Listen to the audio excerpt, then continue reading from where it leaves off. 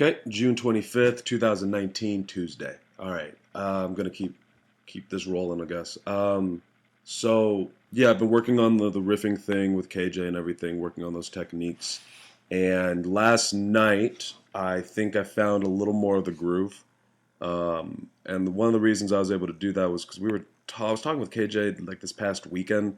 I want to say we were coming back from a show or something, and he was saying like make sure that your point is clear. So as soon as you start riffing on something or talking about something, you have to make sure that what your point is makes sense. And that makes a lot of sense. When I talk to newer comics that come around our scene, um, there's this new guy who's been around. His name is JR, and um, every time I ask him about his jokes, or I ask him like there's this one joke in particular.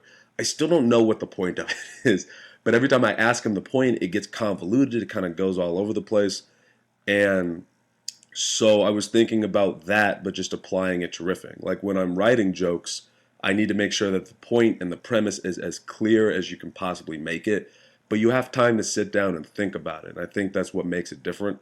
Is like when you're riffing, when you're on stage with no net and you're just talking, you don't have that time to really mull through what you're trying to get at. So you got to go with your instincts and generally your first thought of something. But that was really helpful, at least for last night. I'm gonna try it again tonight. Honestly, concerned it's not gonna go as well, but what are you gonna do? But figuring out what the point is. What is the point you're trying to get across is really helpful. So if I could break down, at least so far, what I have. If you're working on riffing, if you've been listening to this with me and you want to work on this with me, the way I've been compartmentalizing it is in pieces. So the first piece is slow down, say a sentence to two sentences, and then keep going.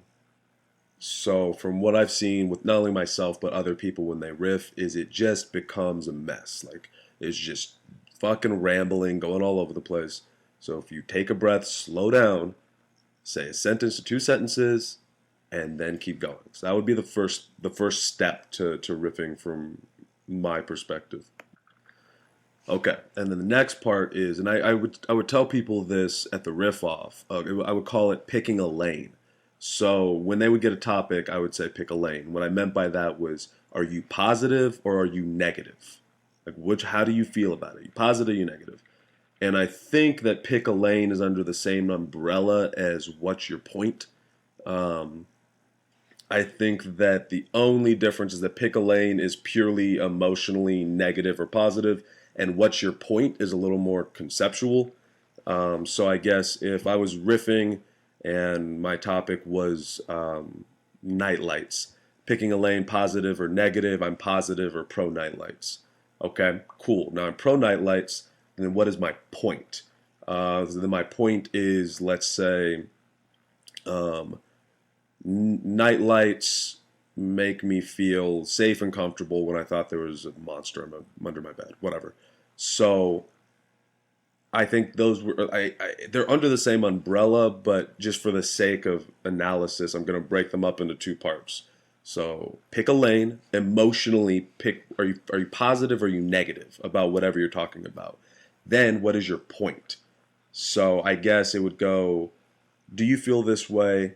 And then your point is, why do you feel this way? And then the other part after that is paint a picture. So now that we have, if you feel negative and positive about it, and now that we understand the point that you're trying to make, you paint a picture using those other two techniques. So you want to describe from purely your perspective of why something's good or bad, why you feel interested in something, sad, afraid, yada, yada, yada. That's how I would break this down so far. And it's a lot to think about when you're on stage. And I think that, this is the other part of it, is that there's no real replicant. There's no Decker. There's no replacement. There you go. There's no replacement for getting up on stage and forcing yourself to get comfortable up there. You just got to get on stage. Like, there's no way. If, I don't know, if for whatever reason someone's listening to this and they've never done stand-up comedy, and in their heads they're thinking, well, if I listen to his process and eventually I'll just know how to do it. And that's not how it works. Like, you got to get on stage and you just got to fail. But I think that if you use these techniques, if you use these ideas, it can help you succeed faster, and it can help you figure out how to go about this faster. So I think that's where I'm at with riffing. I'll keep updated on how that's going. But I'm way earlier than the light, and I don't give a shit.